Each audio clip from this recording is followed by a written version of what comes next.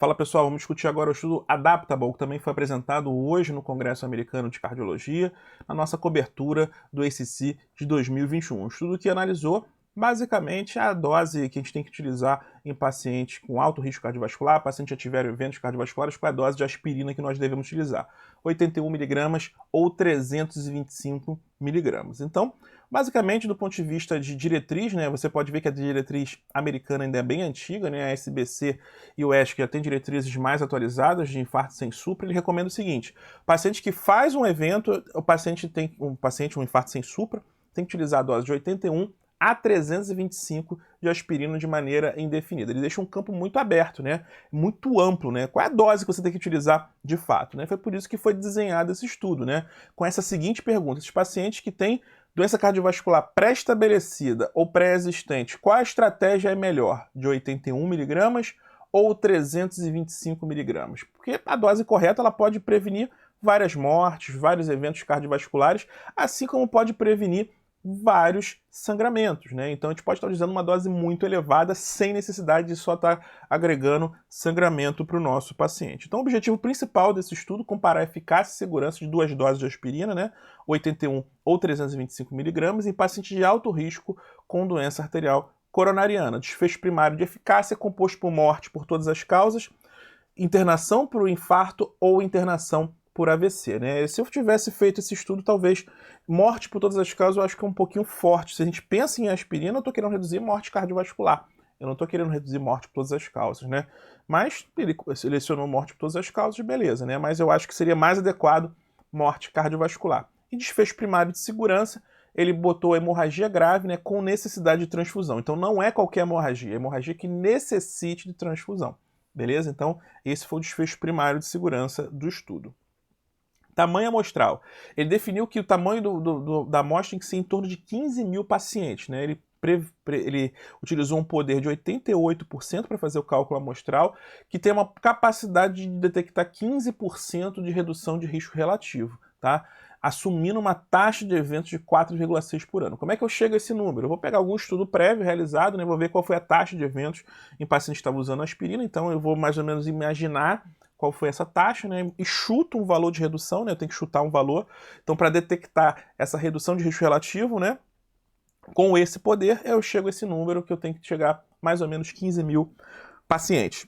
Acompanhamento mínimo, 18 meses, acompanhamento máximo 50 meses. Então, o paciente que entrou logo no início do estudo vai ficar 50 meses. O paciente que entrou no finalzinho vai ficar no mínimo 18 meses no estudo. Então, isso é importante saber qual é o follow-up mínimo do estudo. Análise estatística é por intenção de tratar. Então, que é a melhor maneira de você analisar um estudo, significa o seguinte: poxa, você foi alocado para 81 mg. Foi alocado para 81 mg, você vai usar 81 mg, né? Mas eu não quero usar 81 mg, e você muda de grupo. Você pode falar assim: fácil, você pega esse paciente e joga no outro grupo. Não é assim que se faz ciência, porque assim eu perco a randomização.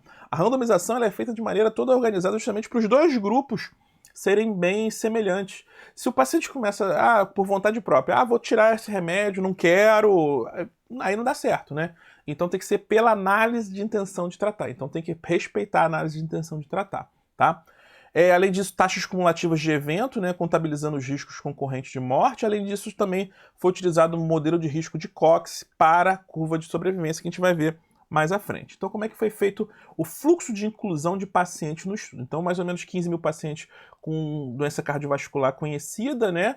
E pelo menos um fator que aqui ele chama que é como se fosse fator enriquecedor, que a gente vai ver mais à frente quais são os fatores. Que foram através de uma avaliação, né? Esse estudo todo foi online. Esse estudo ele é bem legal porque ele é todo online. O recrutamento foi online, o estudo que foi 100% online. Então, o paciente recebia o questionário, ele ia marcando com X, né, para ver se ele tinha realmente os critérios de inclusão. E a partir do momento que ele preenchia os critérios de inclusão e preenchia as características clínicas dele, aí sim o sistema definia para qual dos dois grupos ele era alocado. Ou era alocado para o uso de aspirina 81 mg ou a dose de 325 de aspirina, né? E lembrando que o paciente, é um estudo aberto, né? O paciente ele sabia qual era a dose, não é um estudo cego. O paciente sabia a dose que ele estava utilizando, e o paciente tinha que comprar aquela dose, né? O paciente ele podia ficar assim, chegava na farmácia lá, não vou tomar essa dose não. Ou então o paciente começar a sentir mal com aquela dose, vou parar de tomar a dose. Esse é um dos problemas do estudo aberto, né? O estudo aberto ele tem esse tipo de limitação, né?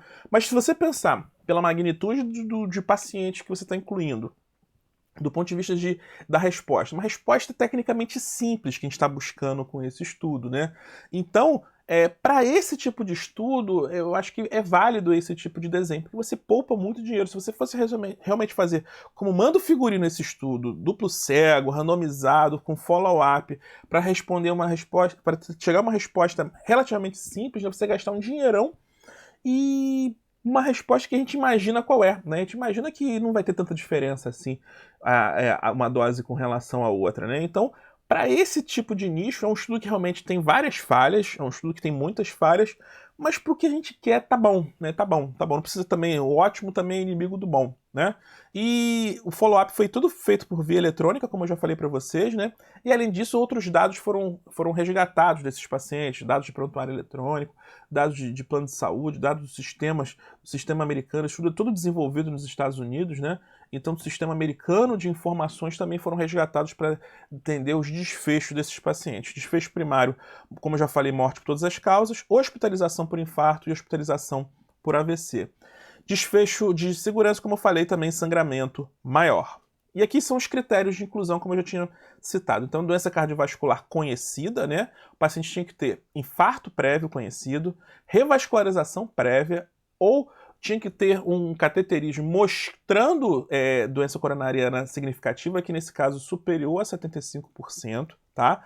Ou uma história prévia de doença isquêmica, história prévia de doença coronariana ou doença cardiovascular estabelecida. E o paciente tinha que ter também ainda um fator de risco adicional. Os fatores de risco adicionais que ele considerou: idade superior a 65 anos, creatinina elevada, diabetes, doença trivascular, doença cerebrovascular, doença arterial periférica, tabagismo, fração de ejeção abaixo de 50% e ser sistólica ou diastólica crônica, pressão sistólica acima de 140 e LDL acima de 130. Qualquer um desses, o paciente que tinha esse histórico de doença cardiovascular conhecida, paciente entrava no estudo. Quem eu excluí do estudo? Paciente que tinha alergia à aspirina, meio óbvio, né? Paciente que tem alergia, eu não posso randomizar para fazer aspirina. Paciente com histórico de sangramento gastrointestinal recente, né, dos últimos 12 meses, realmente é um paciente que tem grande chance de sair do estudo, não adianta você incluir ele. Paciente com sangramento, com algum distúrbio de coagulação, né, que pode impedir o uso da aspirina. Paciente que tem algum planejamento de utilização ou de anticoagulante ou de cagrela, ou está fazendo uso de fato dessas medicações, e mulheres grávidas, né? E aí, do ponto de vista de confirmação do endpoint, né, confirmação do desfecho. Ou o paciente definia para você, ó, o paciente ia lá, ó, realmente infartei, tive um AVC. O paciente ia lá no sistema, falava para o comitê que teve um evento, né, dados, né, do sistema, né, são dados, isso aqui são dados americanos, né, onde eles conseguem assumir, buscar essas informações, né. Os endpoints não fatais foram definidos pelo CID-10 e os casos de morte por qualquer causa foram capturados, né, pelos sistemas próprios lá dos Estados Unidos, que eles conseguem detectar se o paciente morreu de fato ou não. Fluxo de estudo. Essa pesquisa chegou a mais de 450 mil pessoas, né? Mais de 400 mil pessoas receberam esse comunicado, né, da pesquisa. 32 mil pessoas visitaram o portal que fazia a inclusão inicial dos pacientes. E 15.076 entraram de fato na randomização, 7.540 para o grupo de 81mg, 7.536 para o grupo de 325mg. A taxa de pacientes que abandonaram, né, retiraram o consentimento ou tiveram uma participação limitada no estudo realmente foi maior no grupo de 325mg, né, mas não foi uma taxa assim tão significativa. Observe que a idade média dos pacientes é uma idade média mais elevada, né, pouco número de mulheres, que é esperado quando a gente fala de doença arterial coronariana, né? Do ponto de vista de tabagismo bem pequenininho, né? E a maioria já utilizava uma dose de 81mg. Esse dado é importante, né? Porque, imagine só, um estudo aberto. Você vai lá na farmácia e você compra o seu remédio. Você já usava 81mg, você estava bem com 81mg. Aí você é do grupo que tem que trocar, tem que virar para 325. Aí você começa a comprar os 325. Aí você começa a sentir mal, aí você começa a sentir aquilo. Você vai ter uma tendência a querer voltar para 81mg, né? É natural isso, é natural isso. Um estudo aberto, é natural. Um estudo que é online, um estudo que é virtual, você não tem um médico de confiança, você não tem uma relação de confiança médico-paciente. Então a chance de você realmente trocar de grupo acaba sendo maior, né? Não tem jeito. E 22% dos pacientes já estavam usando algum tipo de dupla antiagregação, tá? Do ponto de vista de angioplastia prévia, mais ou menos 40% nos dois grupos, cirurgia em torno de 23% e infarto agudo do miocárdio, mais ou menos 35% da população. Hipertensão muito prevalente, dislipidemia também, diabetes mais ou menos que a gente encontra nessa população, né? Fibrilação atrial em torno de 8%, né? Lembrando que esse paciente aqui é um paciente que necessariamente você é um paciente que você deveria considerar anticoagulação. Esse paciente aqui não seria um paciente bom para incluir nesse estudo, né? Que é um paciente que tem maior risco, esse paciente tem que estar anticoagulado, porque lembra que esse paciente necessariamente é um paciente que tem um complicador e tem doença arterial coronariana. Então ele já ganhou um ponto no Chades-Vasques só pela doença arterial coronariana, tá? Portador de fibrilação atrial, então já está na berola de iniciar o anticoagulante. Ele é um paciente que provavelmente usa anticoagulante, tá? Então esse paciente aqui, na minha visão, deveria ter sido excluído do estudo. Assim como o paciente com insuficiência cardíaca, né? Um paciente mais grave, né? Esse é um paciente mais grave. Só que insuficiência cardíaca não vai implementar diretamente do ponto de vista de risco, né? Um paciente mais grave, né? Paciente que tem um histórico de sangramento gastrointestinal prévio, paciente com hemorragia intracraniana é muito pouco, né, nos últimos anos. E aqui o resultado principal do estudo, você vê que não tem nenhuma diferença. Até mais ou menos aqui 36 meses, as curvas são praticamente iguais, né? As curvas vão se entrelaçando, né? Basicamente igual, zero de diferença de um grupo para o outro, né? Quando eu falo do desfecho primário de segurança, né, você vê que também tem realmente semelhanças, né? As curvas também são bem parecidas. Aqui que começa a afastar um pouquinho mais, mas a taxa de eventos é muito baixa e não é significativo. Inclui a unidade aqui, não é significativo. Analisando os desfechos um por um, né, do ponto de vista de desfecho primário, como nós vimos, não tivemos diferença, né? Aqui inclui unidade, assim como o sangramento maior não tivemos diferença, inclui unidade. Do ponto de vista de morte por todas as causas, observe que aqui, ó, bateu na trave a significância. Olha só, 1.01. Claro que o nosso grupo, você pode avaliar que quando a gente faz um estudo, tem muitos pacientes com N muito grande, a chance de você encontrar algo mais próximo significativo é muito grande, né? Então a diferença realmente é pequena, 3,8 para 4,4, a diferença é bem pequena. Mas ainda assim você pode ver que, como a gente tem uma tendência a utilizar uma dose mais baixa, pode ser um dado a mais para você utilizar uma dose mais baixa de 31 miligramas. Não vejo muito sentido em você utilizar uma dose mais elevada de aspirina, tá? Os outros desfechos sem evidência de significância estatística.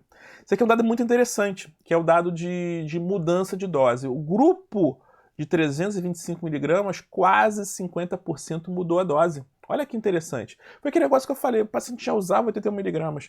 E aí começou a se sentir mal, pum, suspendeu, trocou a dose. E isso acaba também influenciando diretamente o resultado. Metade da população trocou a dose, né? Então isso realmente é complicado, né? 11% parou de utilizar a aspirina, né? Então aqui 7%, né? Aqui 7%, né? Então realmente, né? São dados que realmente ficam difícil a gente fazer esse tipo de análise. Se você for ver a mediana de dias de exposição, a dose que foi recomendada ao paciente, né? Foi maior no grupo de 81 miligramas, né? 650 dias contra 434 dias. E se a gente coloca assim, medianas de dias, a exposição a qualquer dose de aspirina é quase igual, tá vendo? A mediana é igual. Então, provavelmente, esse doente aqui, ele veio para a dose de 81 miligramas. O paciente usava 325, ele veio para 81 miligramas, tá? E aqui estão as razões para descontinuação. 25%, o próprio paciente, não quero, não tô afim, beleza, não tô afim. E 75% por decisão do médico ou por alguma condição que surgiu. Por exemplo, o paciente apresentou dispepsia, o paciente apresentou fibrilação atrial. Um estudo aberto, né? Isso pode acontecer, né? Pontos fortes e limitações. Então, um estudo que foi concluído, um estudo do ponto de vista virtual, eu acho que conforme a gente vai evoluindo a questão da internet, o acesso à internet, a tendência a surgir cada vez mais estudos virtuais, que são estudos bons para responder perguntas um pouco mais simples, né? Onde essa questão, a randomização, ela pode ser feita de maneira mais simples, né? Onde não vai impactar diretamente nos resultados, perguntas mais simples, né? Então pode ser uma boa opção. Eu acho que a tendência é surgirem cada vez mais estudos nesse nicho, tá bom? Um estudo de ambiente do mundo real, porque você pega um monte de gente do mundo real mesmo para incluir no estudo, né? E acaba tendo dados muito heterogêneos, né? E além disso, teve um detalhe que é interessante, que eles engajaram diversos pacientes parceiros, né? Então aquele paciente que entrou no estudo, ele falava com os vizinhos, ó, entra no estudo, o estudo é legal. Então isso é bem legal também para desenvolvimento do estudo, né? É um estudo aberto, né? Como todo estudo aberto tem uma incapacidade de cegar a droga, né? Isso acaba influenciando diretamente na adesão. O paciente não sabe qual tipo de medicação ele sabe a medicação que ele está tomando, então isso pode aumentar a chance de troca de doses, que aconteceu nesse estudo, assim como a descontinuação de medicamentos, acaba sendo um importante viés nesse estudo, né? E, além disso, melhorar a diversidade e a inclusão continua sendo um objetivo importante e pode não ser totalmente abordado com estudos virtuais. Isso é uma grande limitação de estudo virtual, né? Melhorar a diversidade, né? Porque pacientes que, como é um grupo de pacientes mais idosos, se o paciente não tem acesso à internet, esse paciente ele foi excluído da minha amostra, né? Então acaba não sendo tão abrangente do jeito que a gente queria, né? Mas a tendência é ser cada vez mais abrangente. Beleza? Então, o resultado principal desse estudo é que não teve diferença da dose de 81 para 325 de aspirina nos pacientes de alto risco cardiovascular, primariamente com doença arterial coronariana prévia. Beleza, galera? Curtiu esse vídeo? Deixa o like aí pra gente, dá essa força pra gente. É fundamental que você dê o like aí pra gente, tá bom? Pro YouTube dar uma força aí pra gente, tá? Não se esquece de inscrever no canal e marca o sininho. Toda vez que tiver um vídeo novo, você vai receber uma notificação. Não concorda com alguma coisa que eu falei? Deixa seu comentário aí que a gente responde também. Beleza? Siga a gente nas redes sociais. Te vejo nos próximos vídeos. Um grande abraço e até a próxima.